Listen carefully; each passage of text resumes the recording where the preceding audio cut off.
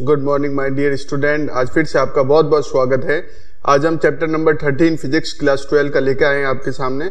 बहुत अच्छे से गौर से देखिएगा, बहुत सारे फैक्ट्स हैं, इनको समझने की कोशिश कीजिएगा क्योंकि इनको याद करना पड़ेगा आप लोगों को, ठीक है ना। तो इसमें से आपके ऑब्जेक्टिव भी क्वेश्चन बन सकते हैं और सब्जेक्टिव भी बन सकते हैं, तो बड़े ध्यान से देखिएगा। देखिए चैप्टर आपका क्या है, न्यूक्लियाई, न्यूक्लियस, ऑटोमिक न्यूक्लियस यानी नाभिक के बारे में हम बात करने वाले हैं।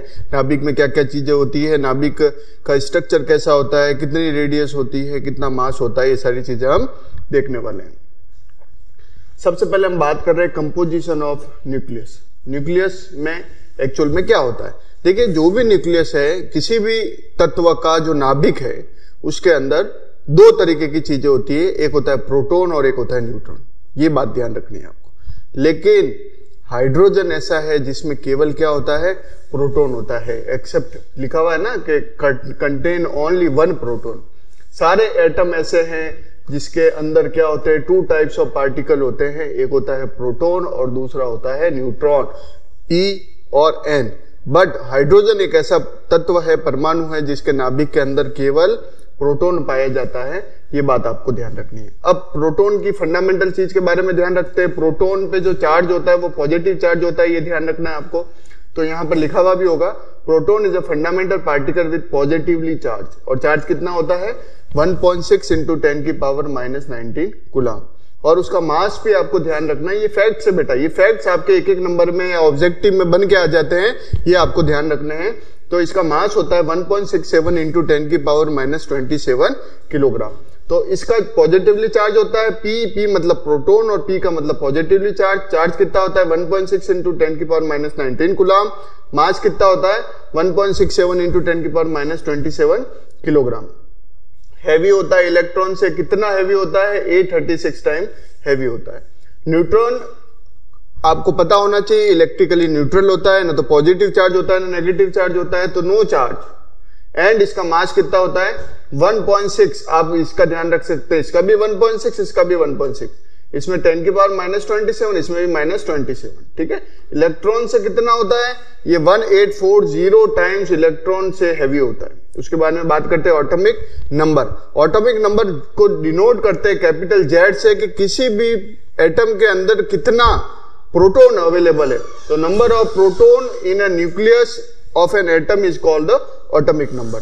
तो हमने बात करी कंपोजिशन ऑफ न्यूक्लियाई की। कंपोजिशन ऑफ न्यूक्लियाई के अंदर आपको ये ध्यान रखना है कि प्रोटॉन भी होता है और न्यूट्रॉन भी होता है, एक्सेप्ट हाइड्रोजन की। फिर हमने बात करी proton electrically positively charge, positive charge होता है, और न्यूट्रॉन नेगेटिव चार्ज होता है। इसी तरीके से ऑटोमिक नंबर के बारे में बात करी। ऑटोमिक नंबर कैपिटल Z, जिसमें नंबर ऑफ प्रोटॉन कितने अवेलेबल होते हैं। तो नंबर ऑफ प्रोटॉन जितने अवेलेबल होते हैं उसको बोलते हैं अपन ऑटोमिक नंबर। इसी तरीके से atomic mass number capital A, इसके अंदर प्रोटॉन प्लस न्यूट्रॉन का सम जितना होता है उसको बोलते हैं ऑटोमिक मास। देखिए एक तो होता है ऑटोमिक नंबर, एक होता है atomic mass number. Atomic number का मतलब होता है जिसमें नंबर ऑफ प्रोटॉन अवेलेबल होते हैं। इसी तरीके से ऑटोमिक मास के अंदर number of proton plus number of neutron दोनों कितने अवेलेबल होते हैं, दोनों का सम जो होता है वो कहलाता है ऑटोमिक मास नंबर। एक होता है atomic mass unit. Atomic mass unit का मतलब होता है कि कार्बन 12 के 1/12 भाग का कितना टाइम्स है, कि कोई भी परमाणु 1/12 टाइम्स ऑफ द कार्बन 12 के 1/12 के कितना टाइम्स है, वो कहलाता है ऑटोमिक मास यूनिट। तो लिखा हुआ भी है 1/12 of the mass of the atom of the carbon. तो इस तरीके से आप 1 AMU को डिफाइन कर सकते हैं। तो ये टर्मिनोलॉजीज हैं, आप लोग इसको अच्छे से देख सकते हैं। उसके बाद में सर पॉज करना। नेक्स्ट देखिए हम बात कर रहे हैं साइज ऑफ न्यूक्लियस की। तो हमने अभी कंपोजिशन के बारे में बात करी, ऑटोमिक नंबर की, कि न्यूक्लियाई का कंपोजिशन कैसा होता है, उसका ऑटोमिक नंबर क्या है, ऑटोमिक मास नंबर और ऑटोमिक नंबर में क्या डिफरेंस है। कि ऑटोमिक मास में तो नंबर ऑफ प्रोटॉन होते हैं, ऑटोमिक मास नंबर के अंदर बात करेंगे तो प्रोटॉन प्लस न्यूट्रॉन दोनों का सम होता है। AMU की डेफिनेशन कार्बन 12 का 1/12 पार्ट होता है। अब बात करते हैं साइज ऑफ न्यूक्लियस कि उसकी साइज क्या होगी। साइज हमेशा दी जाती है उसकी रेडियस से। तो रेडियस वाला जो फॉर्मूला है आपको ध्यान रखना है, capital R that will equal to R0 A की पावर 1/3। तो यहां पर R0 एक स्टैंडर्ड कांस्टेंट है जो कि 1.2 × 10⁻⁵ है। कांस्टेंट है which is the same for all nuclei. जितने भी तत्व हैं, जितने भी परमाणु, उन सब के जो नाभिक है उनके लिए कैपिटल R0 की जो वैल्यू है 1.2 इंटू 10⁻⁵ होती है। कैपिटल ए क्या है? मास नंबर ऑफ न्यूक्लियाई, जो भी जिसका आपको रेडियस फाइंड करनी है उसका कैपिटल ए है। Radius of nuclei range from 1 to 10 FM। तो वॉल्यूम का आप सबको पता है, अगर अपन इसको स्पेरिकल मान रहे हैं तो स्पेरिकल का फॉर्मूला होता है 4/3 πr⁵। तो r की वैल्यू रखेंगे तो हमें एक रिलेशन मिल जाएगा v directly proportional to a। Coming to the next topic that is density. Density आप लोगों को पता है किसके बराबर होती है? मास अपॉन वॉल्यूम के बराबर होती है। और मास क्या होता है?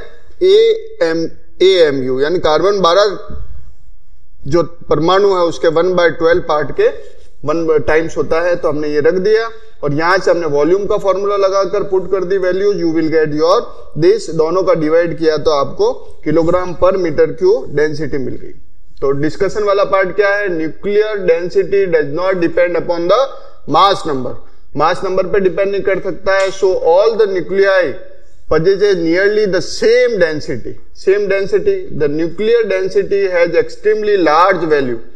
Such high densities are found in wide draft start with constant mainly nuclear matter. The nuclear density is not uniform through the nucleus. Uniform नहीं होती है density. It has the maximum value at the centre पर maximum होती है और gradually decrease होती जाती है जैसे आप सेंटर से बाहर की तरफ जाते हैं। तो ये इंपॉर्टेंट पार्ट है, ध्यान रखिएगा। Next, the nuclear radius is the distance from the centre of the nucleus at which the density of the nucleus matter decreases to the 1/2 of its maximum value at the centre. तो जैसे जैसे आप centre से बाहर की तरफ जाते हैं तो डेंसिटी क्या होती है? डिक्रीज होती जाती है।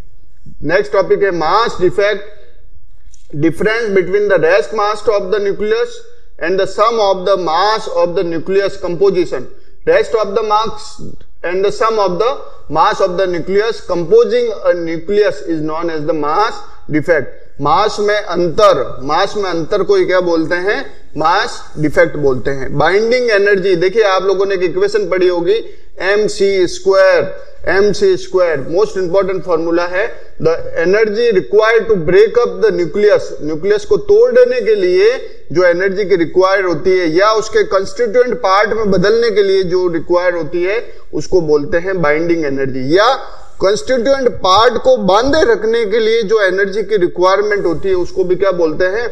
Binding energy.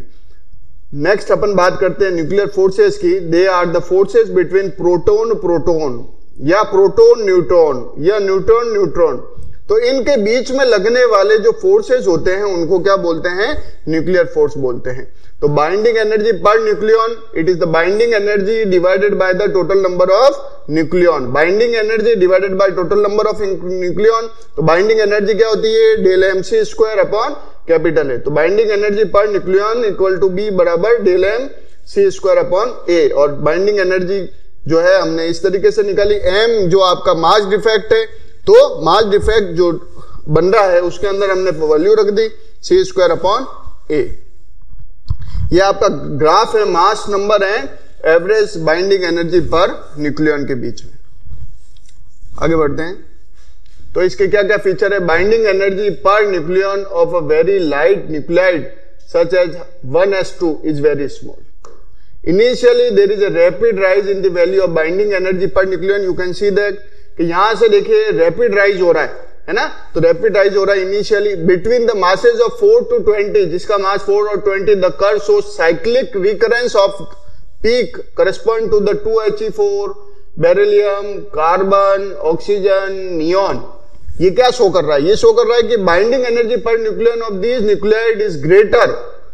क्या शो कर रहा है? कि इनकी जो binding energy per nuclear greater than those of their immediate neighbours. Immediate neighbour से क्या है? ग्रेटर।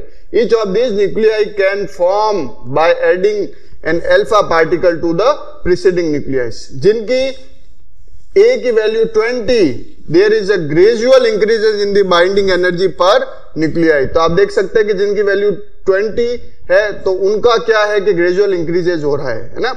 आगे देखिए, maximum value 8.8 megawatt is reach कहां पर? A = 56। Therefore iron nuclei is the most stable, आप कह सकते हैं, जिनकी बाइंडिंग एनर्जी पर न्यूक्लियाई, जिनका मास रेंज करता है 40 से 120 के बीच में, are close to the maximum value, so these element are highly stable and non radio active. ये बातें आप लोगों को ध्यान रखनी है कि कौन सी ए की वैल्यू कहां राइज कर रही है, तो वो मोर स्टेबल है या लेस स्टेबल है। तो 120 के बाद वाला जो होगा वो क्या करेगा, डिक्रीज करेगा, और उनका जो है 7.6 मेगा इलेक्ट्रॉन वोल्ट यूरेनियम के लिए।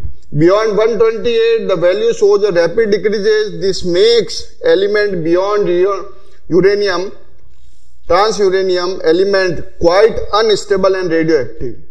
The drooping of the curve at high mass number indicate that the nucleons are more tightly bound and they can undergo fission to become stable. तो ये पॉइंट्स आप लोगों को ध्यान रखना है। नाउ कुछ इंपॉर्टेंट फीचर्स के बारे में बात कर रहे हैं बाइंडिंग एनर्जी के। तो some important features of the nuclear binding energy क्या है। फर्स्ट तो अपन बात कर रहे हैं जो न्यूक्लियर जो बाइंडिंग एनर्जी है वो स्ट्रांग होती है कंपैरिजन टू द किसके, ग्रेविटेशनल फोर्स के और कूलॉम फोर्स के कंपैरिजन में मोर स्ट्रांग होती है। तो ये आप लोगों को बात ध्यान रखनी है।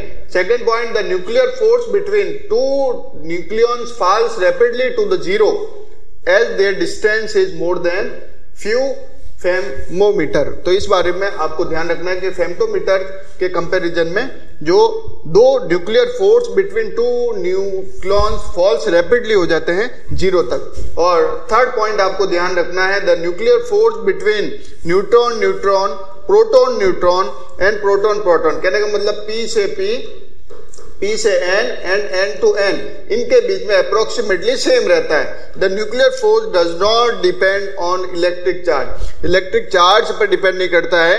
P के बीच में कह दो, चाहे P N के बीच में कह दो, चाहे N के बीच में कह दो, ये सेम रहता है। आगे अपन बात कर रहे हैं potential energy in megawatt, mega electron volt versus are FM, उनकी डिस्टेंस के रेस्पेक्ट में जो ग्राफ देखने को मिलता है वो डिस्टेंस के रेस्पेक्ट में क्या होता है, घटता जाता है। पहले बहुत ज्यादा होता है और डिस्टेंस जैसे जैसे बढ़ाते हैं स्लाइडली घटते एक कांस्टेंट के रूप में हो जाता है। आगे बात करते हैं रेडियो एक्टिविटी। रेडियो एक्टिविटी क्या है, एक ऐसा फिनोमिना है जो अल्फा बीटा गामा रेडिएशन को क्या करता है, इमिट करता है। आपको ध्यान रखना है कि रेडियो एक्टिविटी किसी भी मटेरियल, रेडियो एक्टिव मटेरियल का वो फिनोमिना है जो क्या करता है, अल्फा बीटा एंड गामा जो रेडिएशन है उनको क्या करता है, स्पॉन्टेनियसली इमिट करता है। तो आपको ध्यान रखना है कि अगर किसी मटेरियल, सपोज कोई मटेरियल जिसका Z और A की वैल्यू दे रखी है आपको और उसमें से अल्फा पार्टिकल निकाल रहे हैं, तो रिजल्टेंट के अंदर A में से आपको क्या करना है, 4 को सब्ट्रैक्ट करना है और Z में से आपको 2 को सब्ट्रैक्ट करना है। कहने का मतलब 2He4, यानी अल्फा मतलब हीलियम जो एटम है उसमें से निकलने वाला जो वैल्यूज है वो 2He4 है, यानी 2 डिनोमिनेटर में और H4 आपके न्यूमरेटर में से सब्ट्रैक्ट हो जाएगा। इसी तरीके से बीटा की वैल्यू के लिए 1E0 आपको ध्यान रखना है, A में से किसी को कोई सब्ट्रैक्ट नहीं करना है और इसमें से क्या करना है, 1 को ऐड करना है। इसी तरीके से ZA के अंदर किसी तरह का गामा जब निकाल रहे हैं, है ना, तो किसी तरह की कोई एनर्जी सब्ट्रैक्ट नहीं होगी, जो चीज है वो एज इट इज आपके परमाणु मिल जाएगा। तो Rutherford and Soddy laws of radio active decay क्या है, the distinction of radio active material is purely a random process. Random process है, it is merely a matter of chance which nucleus will suffer distinction and decay first cannot be told. The rate of decay is completely independent of the physical composition and chemical condition of the material. एक बात ये भी ध्यान रखनी है। और third बात ध्यान रखनी है, rate of decay is directly proportional to the quantity of the material actually present. तो देखिए, if n is the number of radioactive atom present in any instant and rate of decay क्या हो जाएगा, dN by dt। हमेशा ध्यान रखिएगा negative sign के साथ होता है, डायरेक्टली प्रोपोर्शनल टू किसके हो जाएगा, अल्फा, डायरेक्टली प्रोपोर्शनल टू हो जाएगा कैपिटल एन के। तो rate of decaying N is the number of radio active atom जो निकलने वाले हैं उसमें से, इसलिए -n। जैसे इसको हटाते हैं एक कांस्टेंट आ जाता है जो कि लैम्डा कहलाता है। लैम्डा क्या है, डीके कांस्टेंट है जिसको अरेंज करेंगे अपन वापस से, तो n के नीचे n और इधर आ जाएगा माइनस लैम्बडा dt। जैसे ही आप लॉग ले लेंगे, इंटीग्रेशन ले लेंगे, तो 1/n का क्या होता है लॉग ऑफ n और minus lambda t plus c। If t equal to 0 we had n0 atom, then log of n0 equal to, जैसे आपने पुट किया 0 प्लस c, तो log of n minus log of n0 that will equal to minus lambda t। तो आप सबको पता है कि log of m minus log of n क्या होता है, log of m upon n के बराबर होता है। तो आपने क्या लिख दिया, n upon n0 that will equal to minus lambda t। log की वैल्यू इधर भेजी तो e में बदल गई। फाइनल आंसर आपको ये रिलेशन ध्यान रखना है, that will equal to n बराबर n0 e की पावर माइनस लैम्बडा t। तो ये आपके time of half life and the number of atom. Now जो कांस्टेंट है, जो रेडियो एक्टिव कांस्टेंट है, तो हमने अकॉर्डिंग टू हमारे लॉज के अकॉर्डिंग dn/n को माइनस लैम्बडा nt कहा था। तो ये अगर dt की वैल्यू 1 सेकंड कर दे तो dn अपॉन n लैम्बडा के बराबर हो जाएगा। तो लैम्बडा को डिफाइन कर सकते हैं relative number of atom decaying पर सेकंड। लैम्बडा क्या है, रिलेटिव नंबर ऑफ एटम जो डीके हो रहे हैं पर सेकंड, यानी n बराबर n0 e की power minus lambda t। t की वैल्यू क्या है 1 लैम्बडा, तो n upon n equal to n0 e। तो यहां से ये रिलेशन आपको मिला। Lambda is also defined as reciprocal of the time when n upon n0 falls to 1/। Now next topic है हाफ टाइम पीरियड। कोई तत्व half time period is the time required for disintegration of half of the amount of the radioactive substance originally present। Half time period क्या है, कोई तत्व अपने amount का आधा रह जाता है और आधा होने में जितना समय लेता है वो उस तत्व का क्या कहलाता है, हाफ टाइम कहलाता है। तो हमारे पास ये 1/2 कर दिया अपन ने n अपॉन n0 को, ये किसके बराबर होता है, इसके। तो यहाँ से रेसिप्रोकल करके e की पावर 2 हो गया। यहाँ से lambda t that will equal to, यहाँ पर आते log 2 की वैल्यू रख दी, तो हमारे पास टाइम आ गया that will equal to 0.6931 upon lambda. और लैम्बडा निकालना है तो t से डिवाइड करते वैल्यू आ जाएगी आपको। You can find half time period. Unit of radio activity की भी बात कर लेते हैं। देखिए कुछ यूनिट जैसे कि क्यूरी। क्यूरी क्या है, activity of the radio active substance is said to be 1 curie if undergo 3.7 into 10 की पावर 10 डिसइंटीग्रेशन पर सेकंड, है ना। तो 1 क्यूरी की वैल्यू ये पूछी जाती है एक नंबर में, आपके ध्यान रखिएगा किसके बराबर होती है, 3.7 इंटू 10 की पावर 10 के बराबर होती है। इसी तरीके से रदरफोर्ड भी एक यूनिट है। एक रदरफोर्ड की वैल्यू 10 की पावर 6 डिसइंटीग्रेशन पर सेकंड। और नेक्स्ट है बेकुरल। बेकुरल भी रेडियो एक्टिविटी की यूनिट है। एक बेकुरल के अंदर 1 डिसइंटीग्रेशन पर सेकंड। तो 1 क्यूरी किसके बराबर है, 3.7 इंटू 10 की पावर 4 रदरफोर्ड, 3.7 इंटू 10 बेकुरल। तो ये ध्यान रखिए, क्यूरी, बेकुरल एंड रदरफोर्ड इसकी यूनिट है। तो ये आपका छोटा सा चैप्टर था, कुछ इफेक्ट्स थे इसके जो आपको ध्यान रखना है। जो आपका न्यूक्लियस होता है उसमें आपको ध्यान रखना है कि प्रोटॉन और न्यूट्रॉन दोनों सम्मिलित रूप से होते हैं, लेकिन हाइड्रोजन एक ऐसी चीज है जिसके अंदर केवल एक ही प्रोटॉन होता है। तो ये कुछ फैक्ट्स, कुछ इनकी वैल्यूज और रेडियो एक्टिव मटेरियल आप लोगों को ध्यान रखना है। और binding energy and mass defect, ये कुछ फंडामेंटल चीजें इस चैप्टर की जो न्यूक्लियस के शेप एंड स्ट्रक्चर और उसके फीचर के बारे में नॉलेज देते हैं। तो होपफुली आपको समझ में आया होगा। कोई भी डाउट होता है तो आप कमेंट सेक्शन में पूछ सकते हैं। ज्यादा से ज्यादा इसको लाइक करें और शेयर करके उन बच्चों के पास पहुंचाएं जो 12th में अभी रनिंग है और जिनको ये बेनिफिट हो सकता है। Thank you very much.